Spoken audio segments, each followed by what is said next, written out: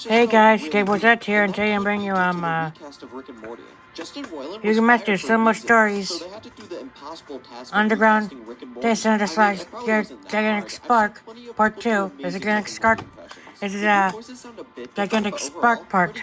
But in terms of the season, I thought it was a downgrade from Season 6. But that might be because this season almost got my channel deleted. You might be asking how. Well, back when I was under 1,000 subscribers, by the way, thank you guys for 8,000, your guys' support is actually insane. I want to try and hit 10,000 subscribers by June, so if you're not subscribed, you should. Anyways, when Rick and Morty Season 7 was airing, I made short reviews of every episode that came out, and they were doing pretty well. One day when I got home from school, I saw that I got 2 strikes on my channel. I was terrified about getting one more strike, because my channel would be deleted, so I deleted most of my shorts. And guess what got me the strikes? That's right, the Season 7 episode reviews. I'm still pretty pissed about this, because content farms can upload full clips of the show and have nothing happen to them. But when someone is under fair use, that's who they give the strikes to. Fuck you, Warner Brothers. So after that, the season made me a bit sad whenever I watched it, because I was too afraid to make a Season 7 video. Now look at me, Warner Brothers. You can't take me down. I'm gonna regret saying that right now. But now that debacle is over, I want to rewatch the season with an open mind, and find out if Season 7 is any good. A lot of you think so in the comments, so I'm gonna ask this question one last time. Is Rick and Morty Season 7 any good? Let's find out.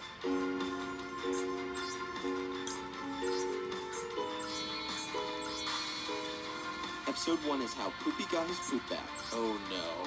I remember despising this episode. I almost made a whole video about how awful this episode is when it first came out. Has my opinion changed on the second viewing? Probably not, but we'll see. This episode starts off with the family eating breakfast like usual. It's then revealed that PB has been living with the Smiths for a while.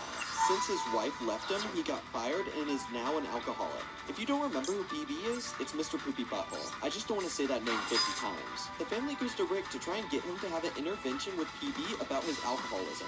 Yeah, Rick's definitely the best person to run an intervention about alcoholism. It would make sense for the whole family to do it because he is a family friend. But no, it has to be Rick because the family is selfish. Sure, Rick did get him fired back in the heist episode, but Beth shot him.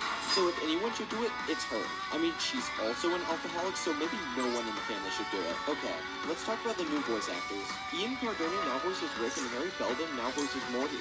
And I think both of them do a pretty good job with the voices. They sound pretty similar to Roiland with minor differences, and after a bit you get used to the new voices. But PB's voice is really fucking bad. I didn't expect to see me in a cold open heart. Looks like I'm taking another turn for the worse. His voice was always annoying, but he wasn't in the show very much, so it never was a problem. But now that this episode is centered around him, and he talks all the time, it gets grating quick. His voice is also Back from my somehow. No ill will my toward fucking the dead. voice actor. I know it must have been hard Boom. to try and replicate the voice without sounding annoying, but I just can't stand it. Rick gets a bunch of his friends together like Bird Person, Gearhead, Squanchy, and Gene, their neighbor, because they need someone who was sober. Why doesn't Rick just get Morty?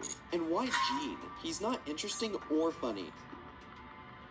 That PB hired to spy on his ex-wife starts to date her. Like I said before, there are infinite possibilities, and they just make the antagonist something from a different piece of media. They don't even try and do a parody of it like with Scary Terry. No, it's just the Predator. Doesn't make me uncomfortable. My is Morty.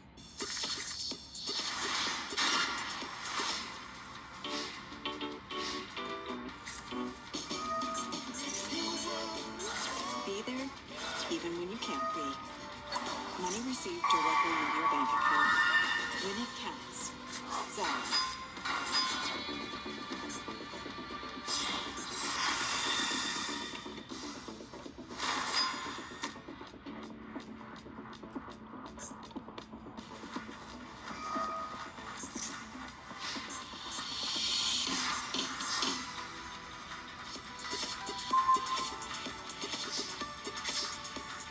Episode 2 is the Rick Trap. Hell yeah, another Jerry and Rick adventure. This episode starts off with Jerry talking to Rick about getting his Rick back from Gene. They argue about who would use Rick's intellect better and eventually switch minds. This is a bit confusing. They don't switch bodies. They switch their intellect. This is a fairly interesting concept. A unique take on the classic body swap episode. I wonder what wacky antics they'll get up to.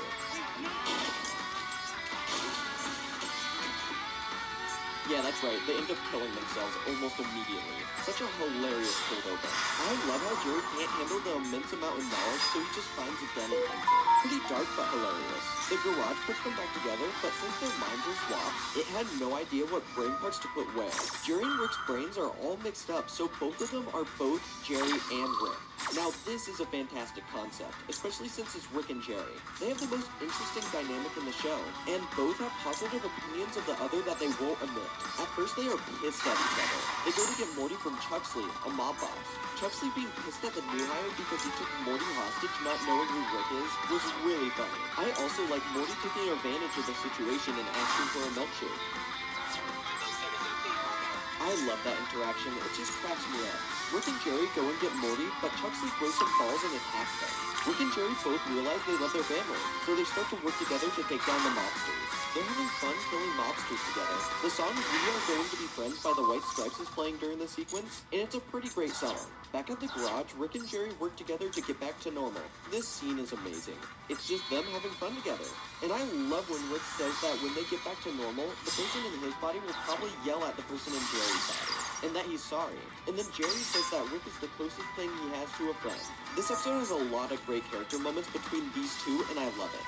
They decide to run away and become a crime buddy duo in Hawaiian shirts and mess with criminals. Their designs are great. Then it's revealed that Chuxley is alive and has kidnapped Morty, Summer, and Beth to try and lure the duo out. They agree to rescue them, but first, they merge together into one being called Jarek. When I first watched this episode, I was so surprised. This is a great escalation of the situation, and the design of Jarek is actually unnerving. I hate it in a good way. They save the family and go back to the house, where Jarek is preparing to leave.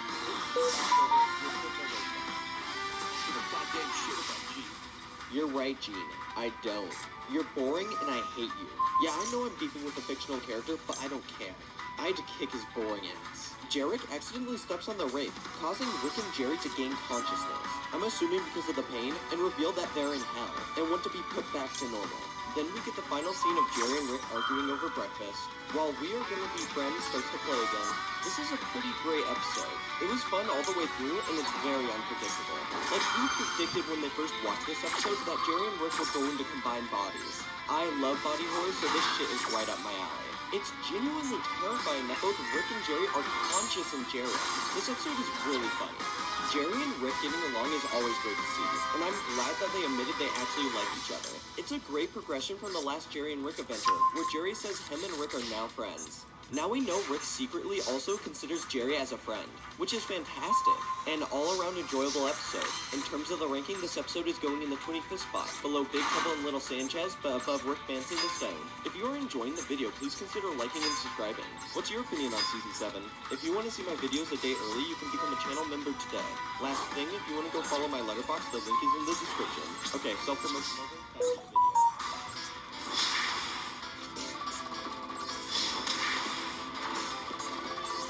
Episode 3 is Air Force One. This episode starts off with Rick at therapy. This is great. It's not even a trick or anything. Rick is truly seeking therapy. I'm really liking his slow progression of becoming a better person. Then the president calls and Rick ignores him, leading to him showing up and interrupting his therapy session.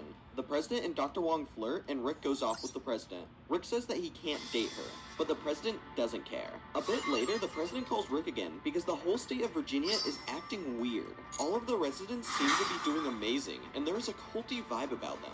The president puts a team together, but he needs a psychologist. Rick is pissed because he knows that the president put a team together just so he can see Dr. Wong again. Rick leaves because he thinks it's bullshit that he invited her. On the team, there is a guy who might be able to predict the future, showing a drawing of Rick getting killed by Bigfoot, which happens later this season. That's just a really cool detail. The team goes to Virginia, and everyone gets taken out by the residents throwing up in their mouths and being brainwashed. As you might have guessed, Unity is back. This episode feels like the writers put a bunch of Rick and Morty characters into a hat, pulled out 3, and decided to try and make an episode about them.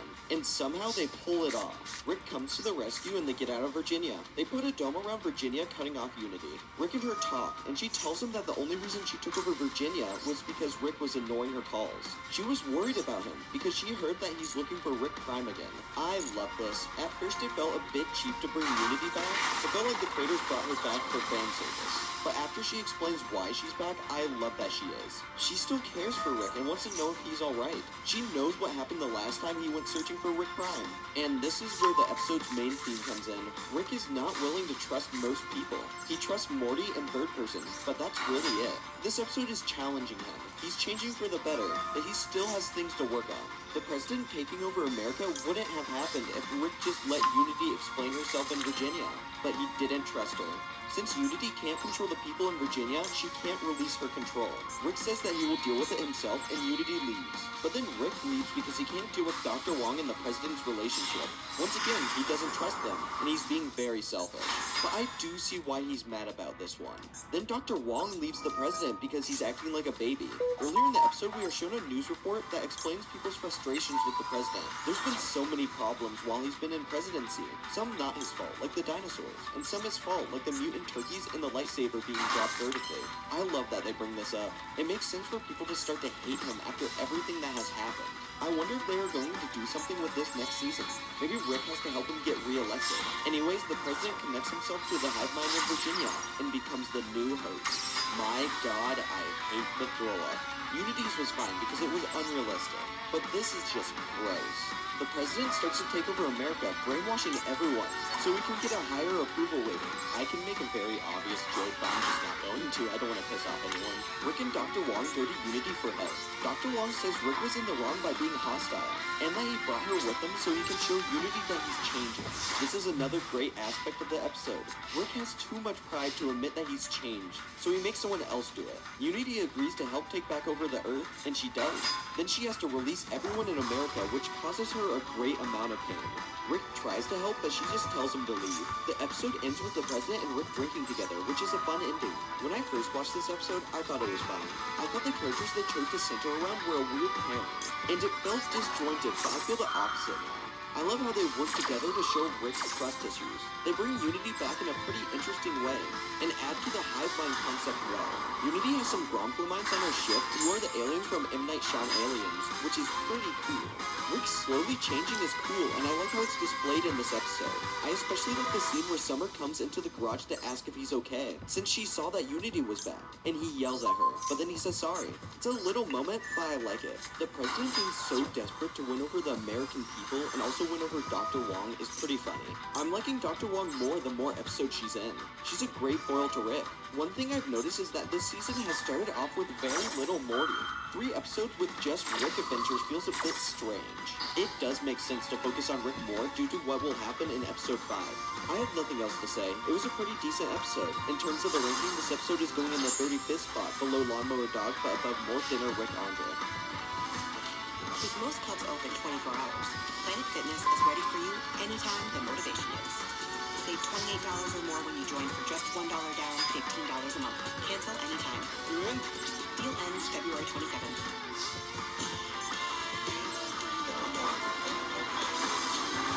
Twisty World of New England Washington's birthday sales event lasts all month long.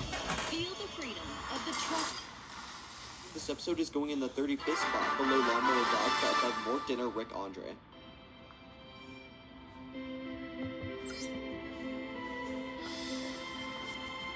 Episode 4 is That's a Morte. Before we get into this episode, a quick warning. This episode revolves around people ending their own life, and if you are easily disturbed by the subject, I'd suggest skipping this segment and going to episode 5. You've been warned. This episode starts off with the family eating Rick's famous spaghetti. a different dimension, but due to what happens later in the episode, they needed it to be in one dimension. There's a little moment that I love, when Rick is showing Morty how this planet works, and he accidentally erased his own mind instead of a doctor who caught them. When Morty gives Rick his memory back, Rick doesn't erase Morty's memory of this embarrassing event. Rick would have done that in the earlier seasons. I mean, he erased Morty's memory of him mispronouncing granite. It's a small moment, but it shows that Rick has changed. When you praise a character for not erasing another character's memory, you know that character used to be really fucked up. Morty asks Rick to take him to the funeral of the guy they ate, and Morty gives a speech about how he ate him. Back at home, the family is pissed at Morty because he told them where the spaghetti comes from. Honestly, if I was in Morty's position, I wouldn't tell them. Maybe that's a bad take, but I'd just get Rick to stop serving it and not inform my family that they were eating people, to spare them from the guilt. Even though it doesn't matter because they actually are psychotic and are bummed they can't eat any more spaghetti. Morty gets invited back to the planet, where the president tells Morty to eat some spaghetti of a person person who consented to be eaten. He eats some, then takes the rest home for the family since it's now ethical to eat. I mean, I wouldn't eat it, no matter how good it is. Now, if it was fried pickles and ranch, that's a different discussion. Rick ruins dinner when he reveals that the planet is now selling spaghetti throughout the galaxy, using Morty's likeness as branding. This next scene is extremely messed up, just to warn you. Rick and Morty go back to the planet. It is now more bleak looking, which was the president's plan. She did stuff like painting the sun gray, only broadcasting bad reality TV, and taking out safety railings on bridges and putting spaghetti strainers at the bottom of them so more people will end their life and the planet will get more money. My god, that's so fucked up. Morty and Rick try to find an ethical way to produce the spaghetti, which leads to them making clones that are just torsos that will stab themselves producing spaghetti. The scene showing this process is really disturbing. This is obvious commentary on how terribly animals are treated by the meat industry.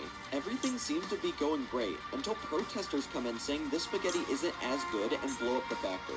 Rick is done with this adventure and comes up with a plan to end it. Rick finds a man who is supposed to die soon named Fred Bunks. Fred hates the spaghetti industry, so he agrees to help Rick end it. They hook his brain into a machine and broadcast it to the spaghetti planet, where there are aliens trying to get people of the planet to end their own lives, which is morbidly hilarious.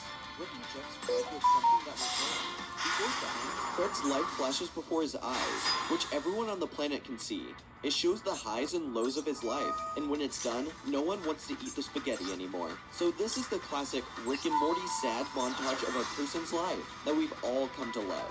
I've heard people say this is played out and has way less of an impact since we've seen this type of thing in the show before. I get where they're coming from, but I love this scene and couldn't imagine the episode ending in any other way. It's an episode about eating people, so showing a person's entire life and then cutting them open and seeing if anyone wants to eat them is a genius resolution. To the people that say it's emotionally manipulative and that's why they dislike it, all I have to say is, no shit, it has to be to get everyone to stop eating people's spaghetti. Also, the song that plays during the sequence, Live Forever by Kokami and Ryan Elder, is fantastic. The episode ends with the family eating Salisbury steak that Rick brought, and living in ignorance of what it really is. This episode is great. It's definitely the most disturbing episode in the show. It reminds me a lot of the film Soylent Green. I'd be surprised if this plot wasn't somewhat inspired by it. I love how Morty is trying to find a moral way to keep the spaghetti industry going, but in reality, there is no moral way. This reflects the meat industry perfectly, and using humans is a stroke of genius, because people will care more about humans being eaten than animals. It's fucked up for a reason, to try and explore an interesting and morally complex topic, unlike the sperm episode. Yeah, I'm still on that. What was the point of making that episode? Having the first Rick and Morty adventure in the season be the 4th episode is pretty weird. They do the classic formula of Morty doing something Rick doesn't want him to do, and then something bad happens because of Morty's meddling. Morty agrees to stop looking deeper into the stuff that Rick does, because he finally realizes that Rick does know best, or at least knows better than Morty. Every time Morty tries to go against him, it usually ends with a lot of people dying. This episode had the risk of coming off shocking just to be shocking. But I think they toe the line with having an interesting reflection of the meat industry that it works. In terms of the ranking, this episode is going in the 22nd spot, below Look Who's Purging Now, but above Returnal Friendshine of the Spotless Mort. Soul generators is that there are so many soul generators. It's hard to know which one to choose. There are major big brands, including Jackery, as well as other ones like Intersolus and Eco.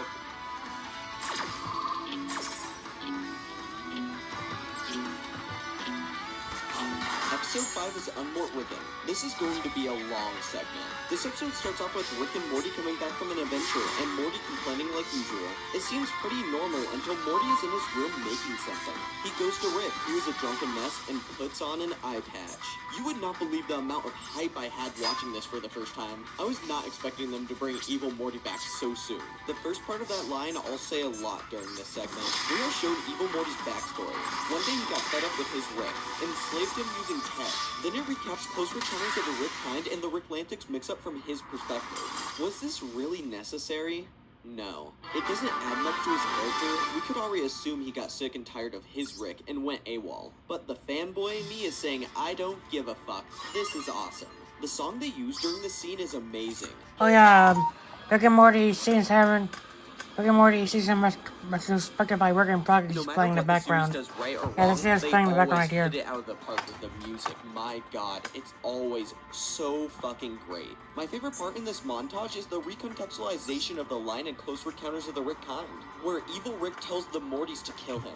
In that episode, you think he's just crazy, but it turns out he had attempted to end his own life many times, but evil Morty wouldn't let him. So seeing the opportunity of him being killed, he screamed at the Mortys to do it and set him free. Such a fantastic detail that the writers didn't have to add, but they just decided to write Pete. Then, we get to see outside the central finite curve for the first time in the show. Once again, I was not expecting to see this so soon. Honestly, I get why the Ricks made the central finite curve now. Being outside of it seems like hell. Just a bunch of portals opening from different dimensions and dangerous creatures. But evil Morty is loving it, until our Rick and Morty start to frack the central finite curve to try and find Rick Prime. Evil Morty confronts them because they are somehow messing with his home. That caught me off guard. I don't know why I find it so funny they have a net just in case Evil Morty comes back. Shouldn't you be turning yourself into a pickle? Guys, you have to let that go. Evil Morty tries to help Rick find Rick Prime so they will leave him alone. But then they get sucked into a trap set by Rick Prime. There are a bunch of Ricks there who are looking for Rick Prime. Rick Prime puts them into a battle royale, pinning all the Ricks against each other. Yo sé que te gusta verme, J. Carlos. Yo sé que te gusta verme como lo amo, J. Carlos. Aquí pa' tu jame, jame, jame, ti, hermano, jame, jame, jame. Sorry, I love that clip and I have nowhere else to put it. The gang wins and uses the black goop that sucked them into the trap to get out of there before they're killed. Then Rick attempts to use the goop to find Rick Prime, and he actually does. Once again, I was not expecting them to find Rick Prime this early. Rick goes to confront Rick Prime and tells evil Morty and Morty not to follow. They do follow him, of course. Then we finally meet him, Rick Prime, the actual Rick Prime. He destroys Rick's car and says that its voice sounds a bit like Diane's. Once again, amazing writing that takes a simple concept of Rick's car speaking and makes it tragic. Then comes the biggest lore drop of the episode. Ever since Rick revealed his backstory in Season 5, I wondered why he didn't just go to a new dimension with a Diane in it, like he did with the Smith family. Well, it turns out that Rick Prime made a device called the Omega device that erases someone from every dimension, and he did this to Diane. Actual peak. My god, someone needs to stop them. They just keep making amazing lore reveals. It's actually kind of uncanny how great they are. They're never bad. Hell, they just keep getting better and better, giving us a deeper understanding of Rick as a character and why he hates Rick Prime so much. The Omega device is a fascinating concept that is also terrifying. Then Rick Prime shows the power of the machine by erasing Slow Mobius from existence. You remember him, right? The guy at Rick's party and Rick's ski business? I love how Rick Prime is actually a bit sad about this. Rick, Morty, and Evil Morty fight Rick Prime because he's going to erase all of Rick's family to get him to stop his pursuit of revenge. I mean, that just gives Rick more motivation to get revenge, so I don't know what Rick Prime was thinking. This scene is awesome. The choreography is great. The animation is great. I love our Morty taking action. And Rick Prime having giant robots of Diane is fucking metal. Our Rick is out for the count, and Rick Prime is now focusing on Morty. I love how he's just like, hey grandson, I'm going to kill you now. I'm glad they addressed the fact that our Morty is Rick Prime's grandson in this way. So being so nonchalant about killing him is hilariously tragic. But it turns out that Rick Prime was talking to evil Morty, who took off his eye patch and put it on Morty to trick him. Ah, the old Stan Pine switch up. I like that you can tell this is evil Morty just by what he says. Oh, jeez. Nice to meet you, I guess. Evil Morty doesn't know our Morty too well, so he doesn't know that Morty's not that much of a pushover. He's just doing the stereotypical Morty dialogue. Evil Morty then stuns Rick Prime. Evil Morty takes Rick Prime into a room and makes sure he has no decoys left.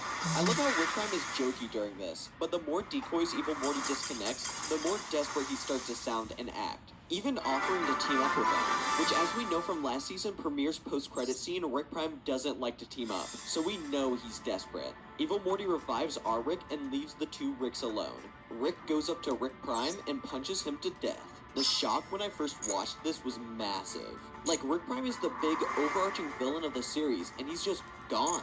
The voice acting is fantastic here, with Rick Prime sounding so cocky at first, but the more he gets punched, the more he starts to break.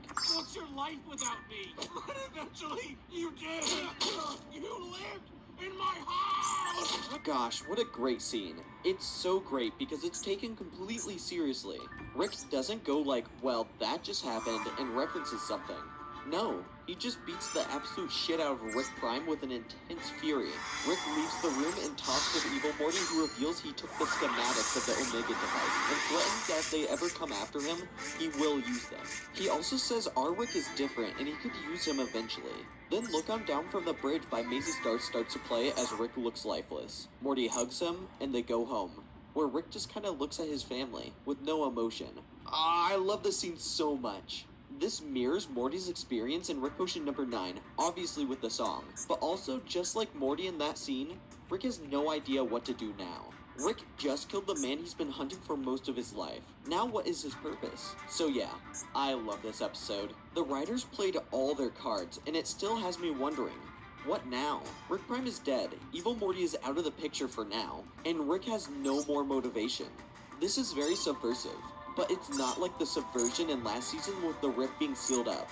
This subversion makes you satisfied and makes you excited for the future. Okay, I guess that's the end of the video, guys. Short video, not even an hour long. Yeah, that's the end of, like, you can master those Solo Mode Stories. Those Solo Mode Stories. The Underground Data slash Gigantic Exploits. Gigantic Sparkles. That's the end of the video, guys. Bye, everyone. That's the playing background right there. This is Gigaboys Audette signing out. Bye, guys. This is Gigaboys Audette signing out. So we're going to be subscribed to Music Cam, get monetized, and get me monetized. Bye, everyone. Bye.